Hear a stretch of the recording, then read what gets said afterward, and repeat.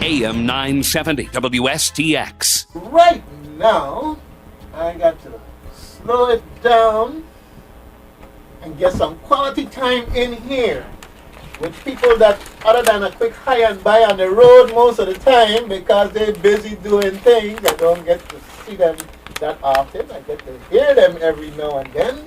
And it's always good to know that our government agencies and organizations are reaching out to the public to educate the public about what's going on. So we want to make sure that we have an educated public making the best of decisions. And today, we've got representatives from the Board of Elections here, as well as the supervisor. And we got our technology guy here who is going to be talking a little bit about the machines, I believe. We're going to have a demonstration down the road. Anyhow, the important thing is that they're here to talk to you because what they do is so important. This is one of those big decisions. I mean, short of the ones like, okay, you can get married, you can have a child, and this, that, and the other. Probably number 3 is to vote. Well, maybe not number 3, but it's an important one, right? Okay. And I'm putting everybody on notice here, okay? We have the Board of Elections here, and they're here to educate the public, and I'm Doug Canton, and I'm running for life, and I approve that message, so let's move on. All right, good. The headphones aren't really necessary unless we have a call. You can put them on if you want, but they're not really necessary unless we have a call, okay? And so, with no further ado, I'm going to allow you all to introduce yourselves and talk about the Board of Elections and what we're going to be talking about here today. So with no further ado, my former senator, good friend, Lilliana Belardo de O'Neill is here sitting in front of me, and I have, of course, Miss Carolyn Fawkes here at her side. They work together, keep each other in check, straight and narrow, and I'm glad to have you here. Thank you, Mr. Canton. I was listening to you while I was getting here, and I also was listening to you here, and you got me jumping up and partying for the whole weekend. Hey, guys, like Canton said, don't say you don't have anything to do. There are a lot of things to do. Last Saturday, we were out there in the waterfront, and we had a ball with the music concert by Bryson and the band from Complex, and it was beautiful. So anyway, Mr. Canton, we'd like to thank you very much for inviting us, and we appreciate the time that you're going to give us because it's very important. We are very close to an election cycle, and we are preparing for the 2016 election. Of course, this is not a gubernatorial, but it's just as important as it was be in a gubernatorial election. So we are going to elect Congress person, senators, Board of Elections, and Board of Education. And we are ready. We are preparing ourselves. And so on behalf of the District Board of Elections, again, we'd like to thank you. As you know, the St. Croix Board of Election is comprised of the Vice Chairwoman, Barbara McIntosh, Secretary Webster, Member Williams, Delbert Bryan, Member Lisa Harris Moorhead, Roland Mulliner, and of course, your present lady, the Chairwoman of the St. Croix District Chair of the Board of Election. And of course, we have here, like you said, Mrs. Fawkes, and we have our administrative assistant, Mr. Terrell Alexandra, who has been a blessing to our board. I must say that. The St. Croix District Board have created the following subcommittee, and they have been working very hard, and that's the Governance, Administrative, and Fiscal Committee, chaired by McIntosh. We have the Legal and Legislative Committee, chaired by Attorney Moorhead, and Personnel Committee, chaired by Raymond J. Williams. The Joint Board of Election is a policy-making body of election system. However, there are 2 election districts, within the Virgin Islands, and that's the District of St. Croix and the District of St. Thomas. And when we combine, we call it the Joint Board. And I'm sure that many of you have heard a lot of things happening at the board, because when we get together, it's just like the legislature. You know, you have 15 minds in the legislature. We have 14 minds in the Board of Election when it comes to the Joint Board. And all of us have strong minds. We have our strong opinions, and argument will result, but the end result is when we get together and come out with a complete sets of rules and regulations for the benefit of the board. So we are ready. I don't know if Ms. Fawkes wants to jump in. As just in transition, folks, you know, you can go onto the internet at www.vivote.gov, because your Board of Elections has a website, and they've got plenty of information there available to you. And I just wanted to put that out there real quick. So while you're listening, if you got your cell phone handy, you got your tablet handy and connected to the internet, just go to www.vivote.gov and take a look at what's there. All right, Ms. Fawkes. Again, good morning, Mr. Canton and the listening audience. I'm Caroline Fawkes, the Supervisor of Elections, and thank you for this opportunity here today to share what's going on in elections. As you know, we are preparing for the primary and the general election. Election preparation is ongoing. I also would like to thank my staff. Again, without a great staff, the Supervisor of Elections cannot operate. So again, we got good workers, seasoned workers, experienced workers. You already addressed our website. Again, as the election cycle has begun, we are coordinated with a lot of outside agencies, government agencies, to make sure that our preparation is ready for the board, because we do the preparation and they do the execution. The board run the election. And so I'd just like to start off with some numbers, some statistics that we have right now. Again, I'm talking territorial because I'm the Supervisor of Election. Ms. Belardo talked specifically to the district. In the St. Croix district, we have over 21,783 registered voters to date. In the St. John district, we have 1,743 voters registered to date. And in the St. Thomas district, we have 21,563 voters registered to date. And as we go along, I'll just show the breakout a little later on. Some of the deadlines, we do have an election calendar, 2016 elections calendar, and that too will be posted on the website. But some of the deadlines, and we're pretty much on track with the elections calendar. So today is one of our deadlines, is the 30th of June, campaign disclosure report for sitting electors and those political organizations or PAC that have to submit the campaign disclosure report by July 14th. Although it's June 30th is a cutoff, they have 10 days to submit. If not, they'll be charged a late fee. Our next big event is July 6th. That's the last day of registration. So I'd like the public to be aware the last day of registration is the 6th. We close 30 days before an election, and we open 5 days after an election if there ain't a runoff. So that's where I am for right now, and I'll turn it over to Ms. Belardo, and I'll continue a little later on with some of the highlights and some of the things that we need to make the public aware of. Thank you, Mrs. Fawkes. Yes, Mr. Canton, and we are ready, like I said, the preparation for the 2016 election cycle. And of course, there are a few tasks that must be solidified by the Joint Board of Election. Nevertheless, the St. Croix Board has done and continue to do our part in preparation for any joint board decisions such as the policies. As you know, the job of effectively and efficiently preparing for and executing an election is an enormous one, a very big job. But the St. Croix District Board of Election, in conjunction with the hard-working, dedicated election staff, as Mrs. Fawkes has just mentioned, they really have done our job much easier, because they are really prepared and they help us all along. So the staff have already begun the process by separating electoral system into pre-election day, election day, and post-election days activities. And we have polling places and precincts to include consolidation of several precincts to other polling places, ballot preparation, voting technology, and alternative voting such as absentee voting, early voting, and provisional voting. And I'm sure that Mrs. Fawkes is going to talk more about that.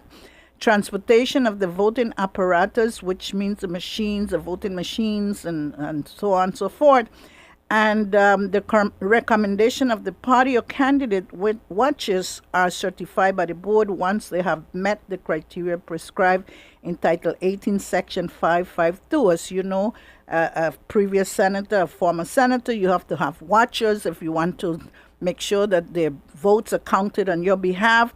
And those watchers have to be certified. So we ask all the candidates to make sure they submit those watches early so that they can be screened and trained. Election day activities. Actual election day activity include ensuring the timely opening and closing of the polling precinct, which will begin at 7 a.m. and close at 7 p.m. Turning on the voters' machines, which we call the apparatus, the e-poll books, the signage, the ADA equipment properly set up.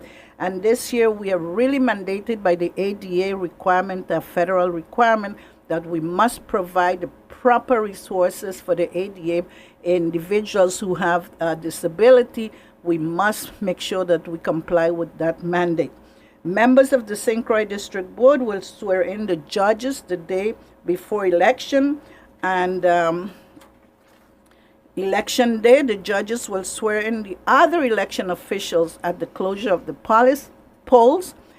Transportations and tabulation devices and all other required judges' material will be escorted by the police to the election office and returned to the board after the elections precincts are closed.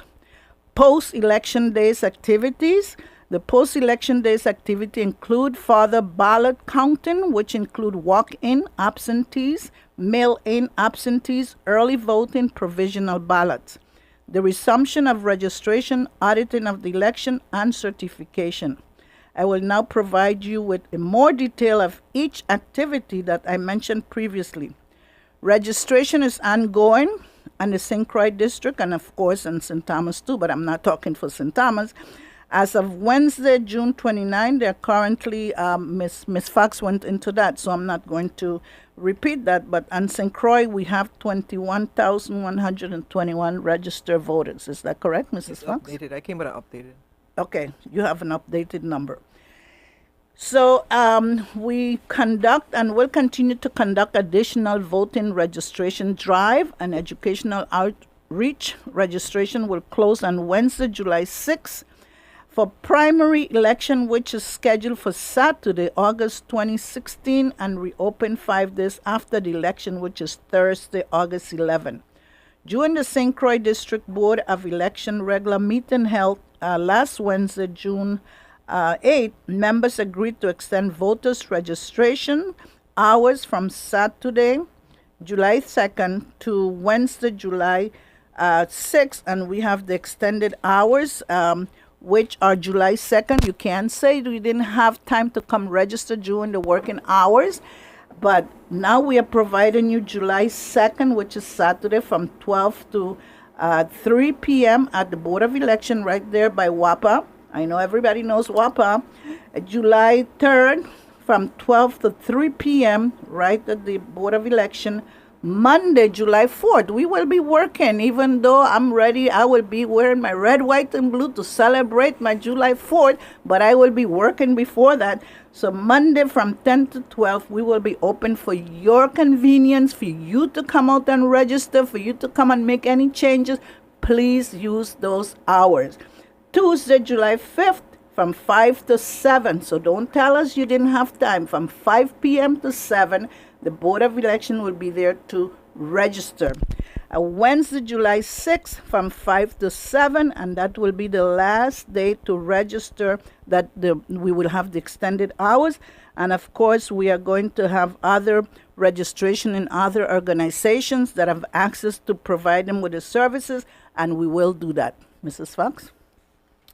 An area I like to go over is the voters' rights and the voters' responsibility, because again, the voters need to know what's their right and responsibility. And as you stated, it's on our website also.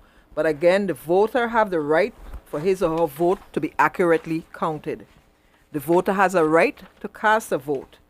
The voter has a right to ask for and receive any assistance while they're in the polling place. They can receive up to 3 replacement ballots. So if you spoil one, you have an opportunity up to 3 ballots, and then you'll have to get assistance if you're going on your 4th ballot.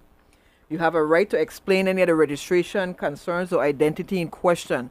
As she mentioned, registration, a lot of folks either change their address, they're either married or divorced, and they don't come in and update the information. As you see on our website, you need to come in and update your registration if any information is changed. Our mailing addresses, we have problems when we send out mails to folks. It's returned to our office because the mailing address is not accurate, and it's on the voter to make sure we have current information. Again, the voter is afforded the opportunity to vote free from coercion or intimidation by the election officials. So if anybody have any concern at the polling place, please bring it to the judge's attention, and to vote on a system that is in working condition and would allow the votes to be accurately cast. And I know we're paying a lot of attention to the ADA requirements, the disabled, because we can't disenfranchise anyone, but especially our disabled. And we have made preparations, we've put up signage, we've gone the extra mile from the 2014 election to make sure we are in compliance with the ADA law. But the voter also have some responsibility.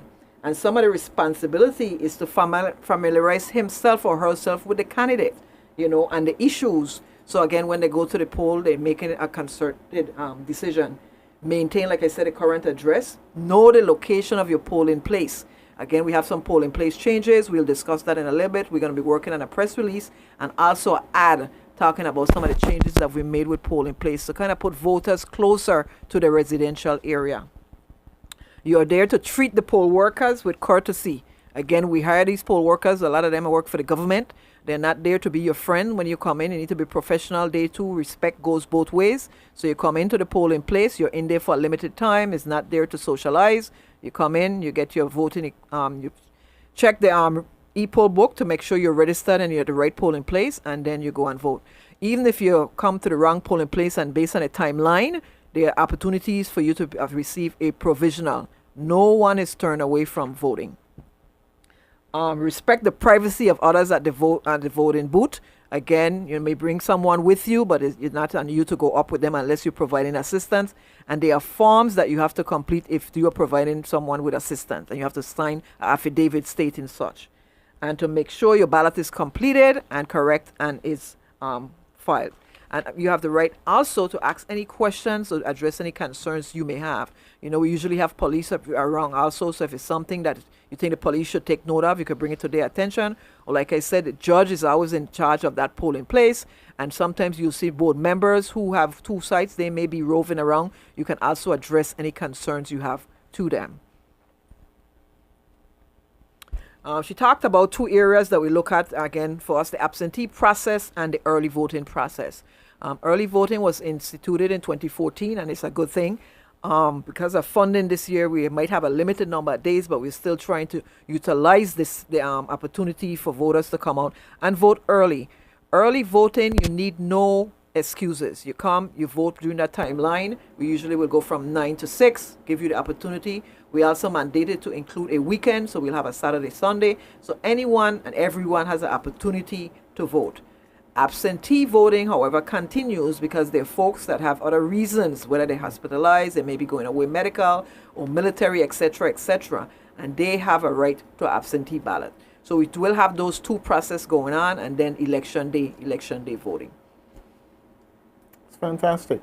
I want to say that early voting is something that I have taken advantage of, as well as absentee voting when I'm away. And it's very convenient. And I'm telling you folks, if you know you plan on traveling, or you have to be here on this particular day that you would otherwise be voting, and you're going to be cutting it close, vote early. Go on in and vote. Find out what the day is for early voting. Go and get it out the way, and that way you free up your day.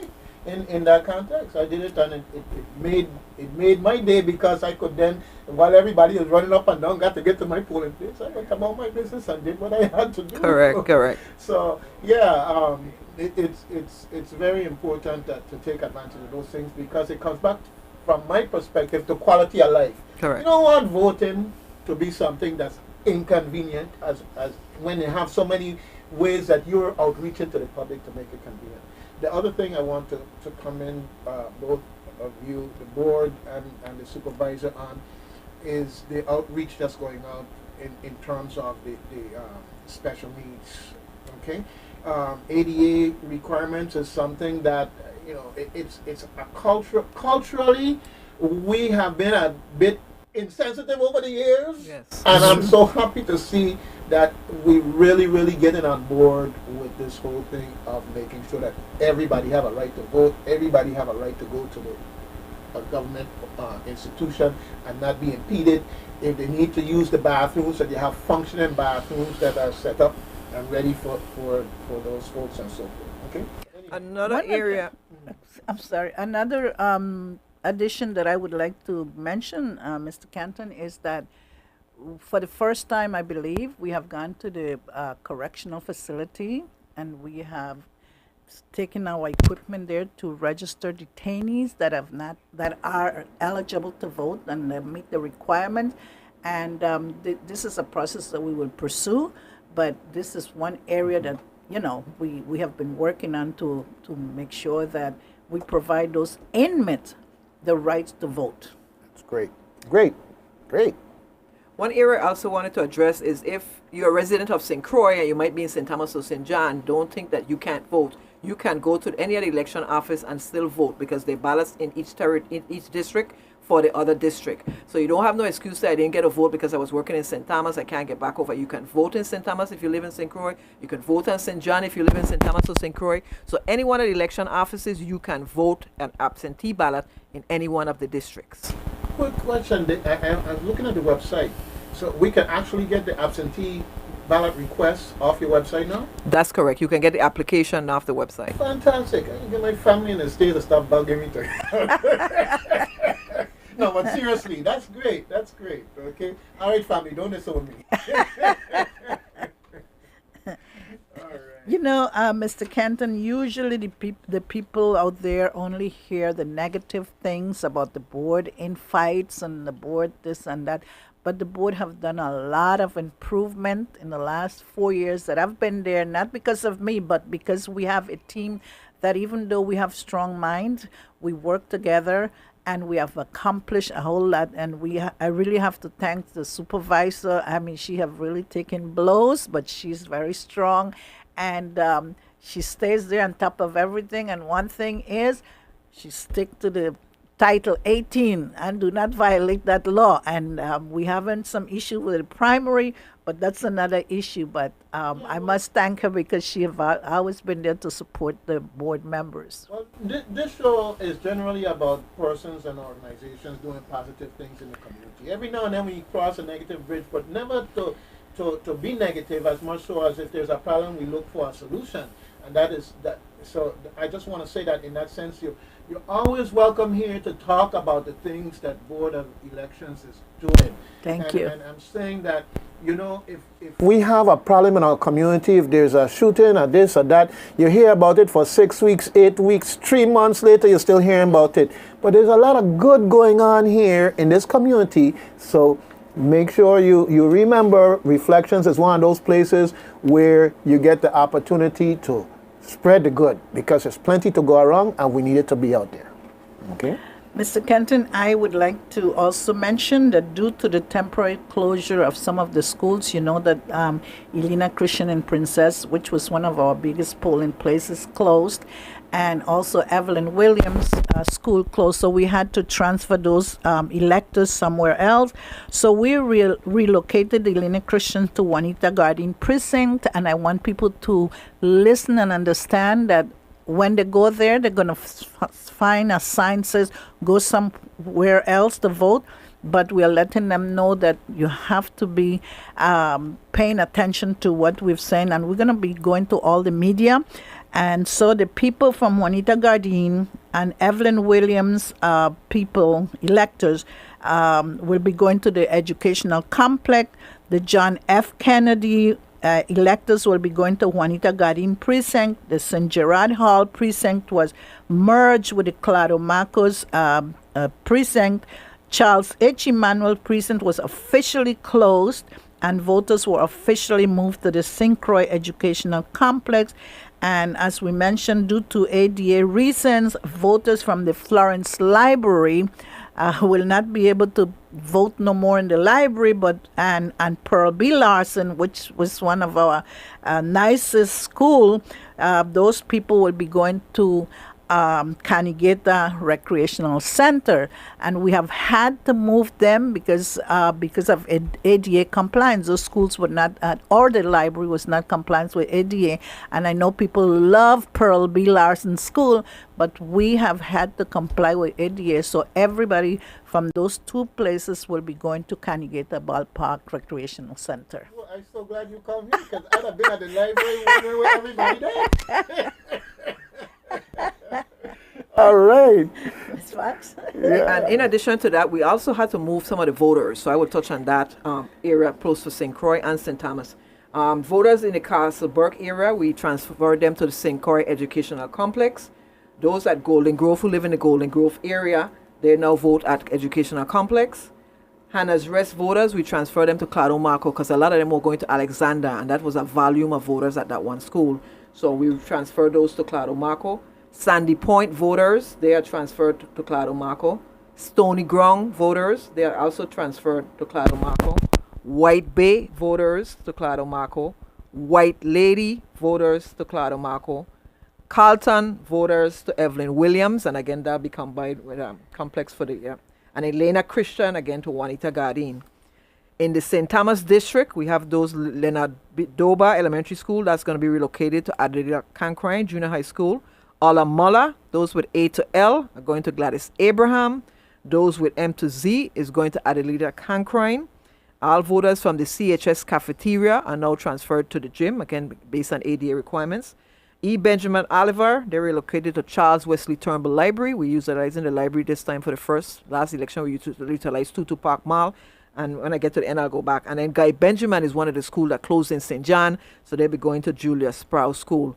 I also want to commend the board, with the board and the staff, because right now we're starting to look at other places other than schools. And eventually we'll call those voting centers. So in St. Thomas, they started out last election utilizing Tutu Park Mall. There was a space there that was vacant, and that was great. And St. Croix, they are looking at some other vacant spaces also, but they're going to utilize this year the Canigeta Recreational Center. So again, we're trying to get away from the schools. I know some of the schools are not ADA compliant, but again, you have election Tuesday, might eventually get away from having to close the schools. We could do it in other community places. So we're looking at the trend, because even in the States, they're moving away from some of the traditional older places to voting centers. Early voting is taking up a lot. I know some states have vote by mail, so you don't even go into a building. But these are the things of the future, but we'll start to, crawl before we run here. I know she talked about the district of St. Croix, the primary polling places. I'll just touch on St. Thomas. And again, this will be placed in an ad in the newspaper in next month, in a couple of days. We're utilizing Charles W. Turnbull Library. We're utilizing Charlotte Tamale High School Gym. We're using Gladys Abraham. We're using Adelita Cancrine and Julia Sprouse in St. John. So we have 4 primary polling places in St. Thomas, 1 in St. John, and we also have 5 polling places in St. Croix for the primary. Usually the primary, we always consolidate. We don't have all the polling places open, again, because of the percentage of voter turnout. We encourage voters to come out, but historically, it's about 25 to 30% of voters that turn out for a primary, especially being a non-gubernatorial year. So again, we are planning for that. Also, the sample ballots are out. They're on our website. Our website is going through some construction. We just got a webmaster on board, so he's updating and doing his best to get ready for the election. The calendar will be on there by Friday, but it's available in our office if you need be, or you call one of any office. So again, the sample ballots are out. I know we got a lot of concerns with what's going on with the party, but we're flexible. We're doing as much as we can. Right now, the party has until the 1st of July, tomorrow, the Democratic Party, to turn in their petitions. Then we have to screen them, vet them, and give them 3 days to cure. So that puts us to next week already, maybe the 8th of July. So we are trying our best to work with property and procurement to do the ballots locally. The ballots itself had to go out already because of the UCAVA requirement. So I had to send out ballot on June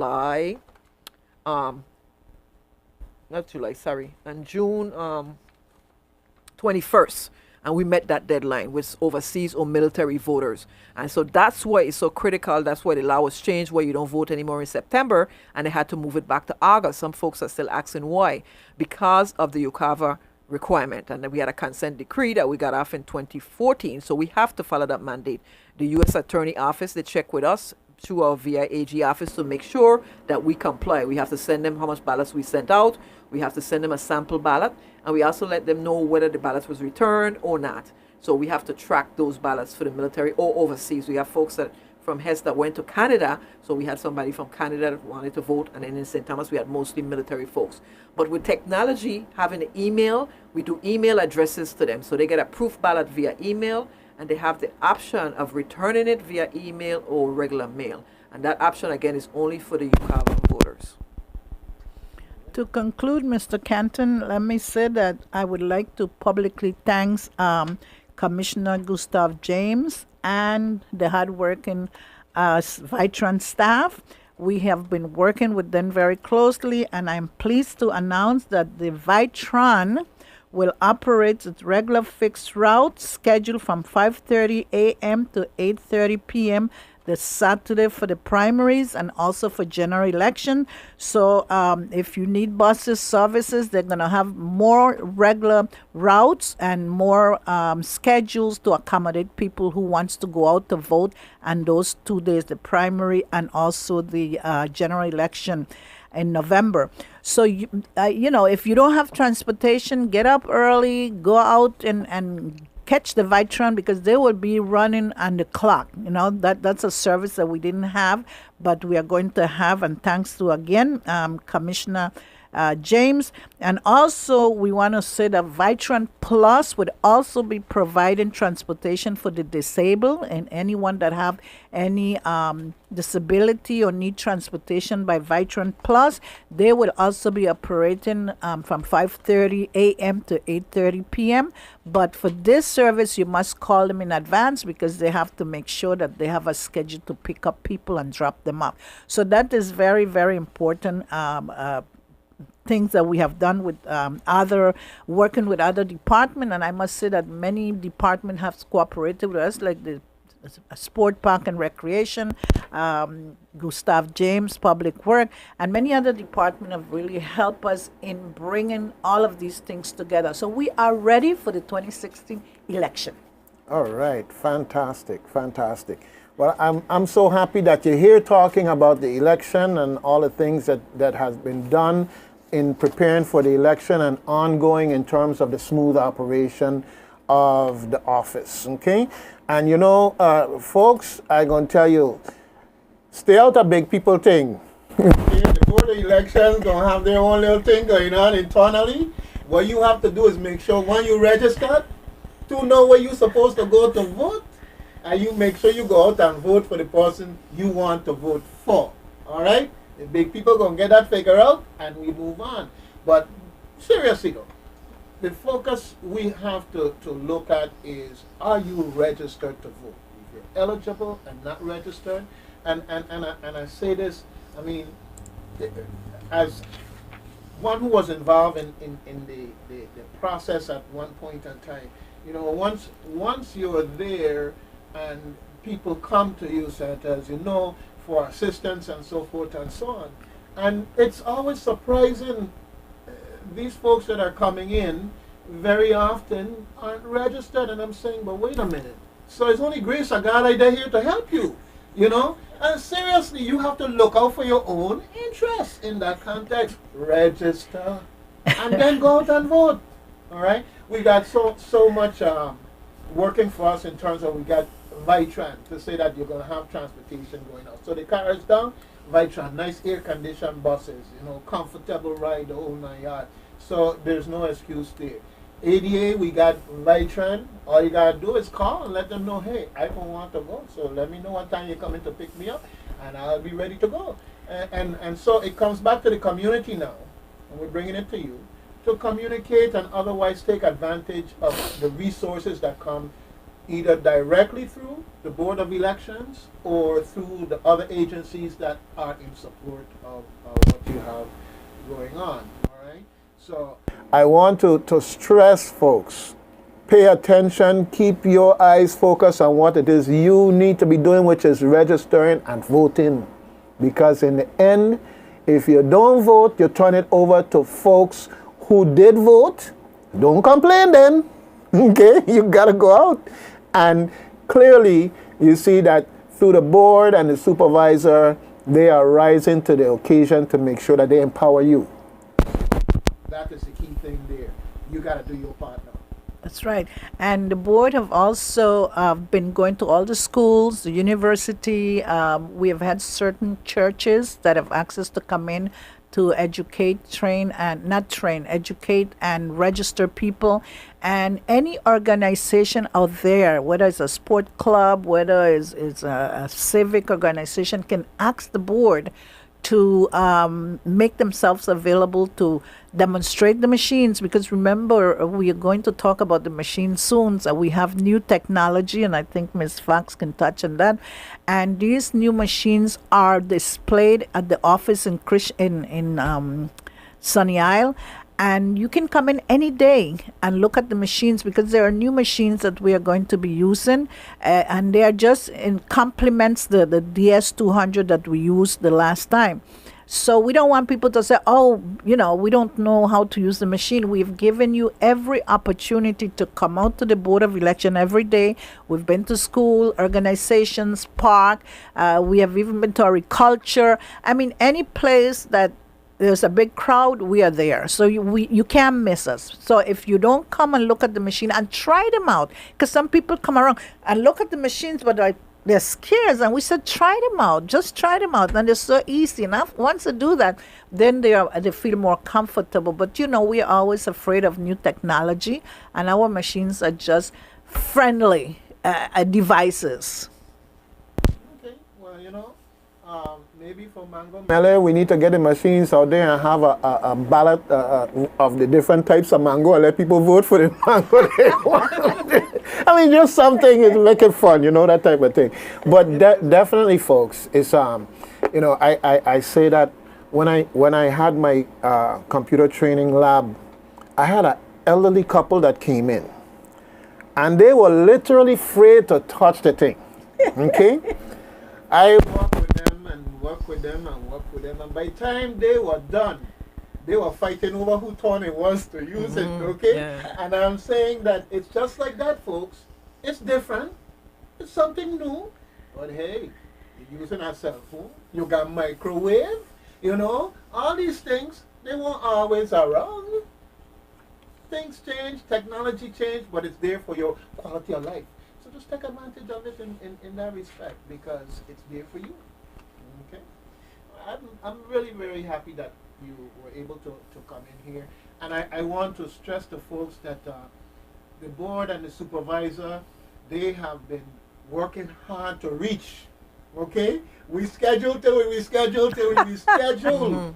But they were determined, because while all the big people them going on and say, okay, Doug, hold on a second, we come in, but we're going to have to reschedule, okay? But they're here, and you heard what they have to say, and now it's your turn to do your part.